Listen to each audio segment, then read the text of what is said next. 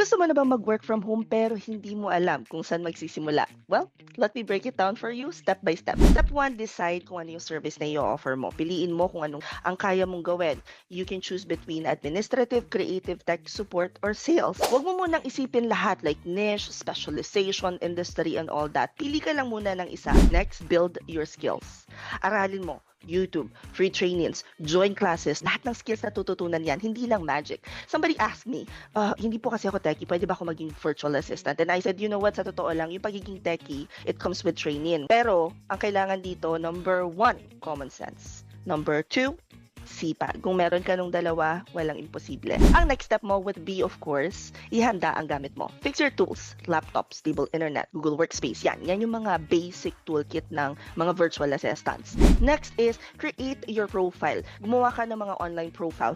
Think of it as your resume, pero digital. Go to platforms like Upwork, LinkedIn, online jobs, kahit Facebook groups. Yes, even your social media accounts could be part of your portfolio. After that, apply and show up. Huwag kang matakot. Kasi kahit naman yung mga walang experience, marami pa rin ang naha-hire because clients are looking for effort and consistency.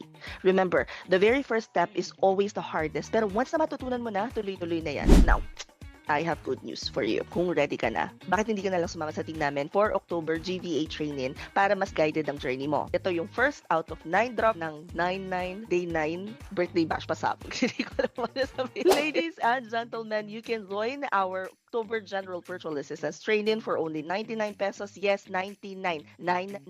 Wala po tayong hidden charges. Ewan ko ba kung bakit may nagtatanong pa nun. And girl, mas mura pa to kaysa sa milk tea mo ha. So ano nga ba makukuha mo dito? Well, step-by-step lessons live on how to become a virtual assistant, tools that clients actually look for, and guidance para mas maging client ready ka na. Ladies and gentlemen, this deal is only open until 12 midnight today. After that, back to regular pricing na siya.